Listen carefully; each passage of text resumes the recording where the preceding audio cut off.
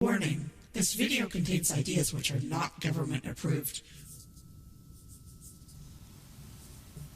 Hello, my name is Larken Rose, and like a lot of people these days, I'm fairly strapped for cash, but I think I've come up with a solution. I'm allowed to rob you. Having to earn money is just too inconvenient, so I just gave myself permission to rob you. So I'll be by your house around, let's say, noon tomorrow to see which of your stuff I want to take. Now, this isn't just a threat. I'm not just saying I'm going to rob you. I, by writing this down, gave myself the moral right to rob you. So maybe I should have done it like this. I hereby grant to myself the absolute moral right to steal your stuff. So since I just gave myself the moral right to take your stuff, I'm sure when I show up you'll give me a warm welcome. And in case you think I can't give to myself the right to rob you, some friends of mine helped me out with this one. They signed this one, so it isn't just me now. A lot of people have given me the right to rob you. And in case you weren't impressed with these sort of simple printouts, my friends and I had a very formal meeting and put together this somewhat verbose but very official-looking document. You can read all the details if you really want, but the long and short of it is, now I'm allowed to rob you. So this document makes it all legit.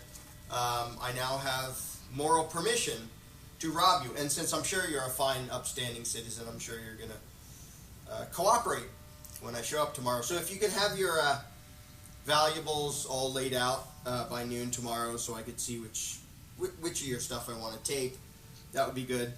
And then we can... What? Why are you giving me that look?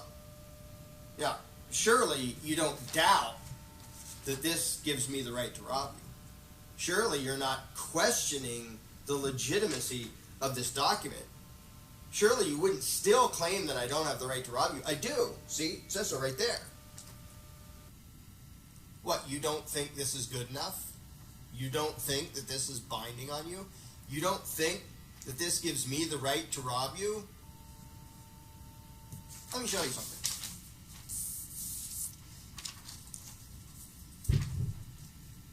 This is a copy of the United States Constitution. And what it says, among other things, is that the Congress shall have power to lay and collect taxes. In other words, a long time ago, a bunch of guys got together and wrote down on a piece of paper, we have the right to rob you. Now, they didn't call it robbery, they called it taxation, because it sounds nicer. But it's essentially the same thing. We have the right to take your property from you by force, if necessary, without your consent. Now, they also wrote a whole lot of rules about how the robbers would be appointed and the legislative rituals which would have to precede the robbery and the different kinds of robbery they'd be allowed to do. But in essence, what this piece of the Constitution says is, we have the right to rob you.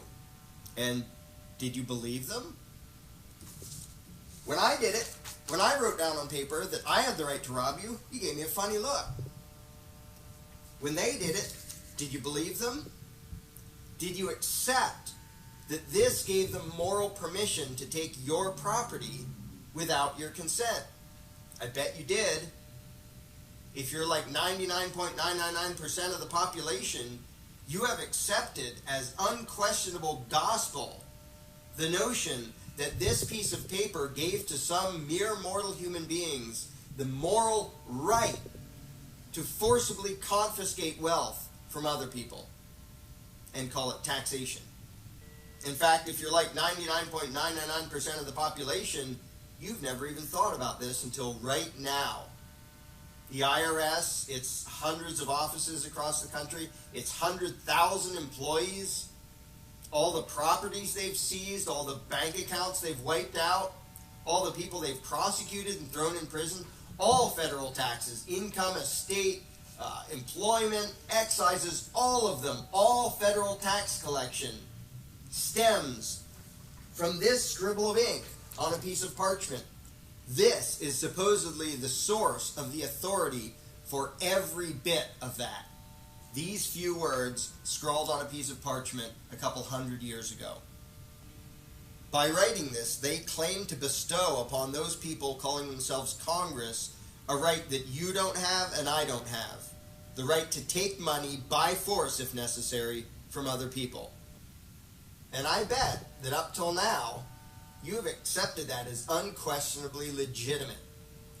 You accepted the notion that this little bit of ink on a piece of parchment written hundreds of years ago actually gave moral permission for certain people to rob millions of other people. And I bet you look down on any who don't believe it. The people who are called tax cheats because they try to not get robbed, even though this piece of parchment says that somebody is allowed to rob them, I bet you think they're despicable criminals.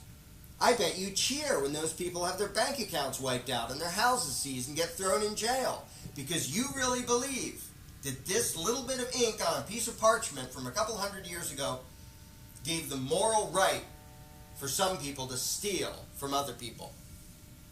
Wow, they must have had some powerful magic ink that by writing down on a piece of paper, we have the right to rob you, they actually altered morality. They made stealing into a good thing in certain situations. Now, I'm betting that you immediately realized when I showed you this piece of paper that it was bogus, that it was silly for me to claim that a piece of paper could give me the right to rob you. And it doesn't matter if it was done in magic marker, it doesn't matter if I printed it out, it doesn't matter if I did it myself or had other people sign it.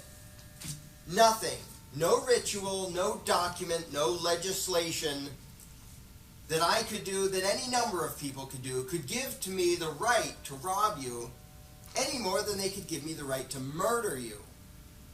But that's not what you were taught in school. You and most of your friends and most of your neighbors were all taught and all believed that this scribble on a piece of parchment gave the moral right to certain people to rob millions of other people. Well, that belief, as widely held as it is more absurd by several degrees than believing that I could give myself the right to rob you with this piece of paper. For starters, at least my piece of paper claims a source for this alleged right to steal. I have the right to rob you because I said so, or because my friend said so. The Constitution doesn't even do that. It says Congress shall have power to lay and collect taxes. Doesn't say where they got it.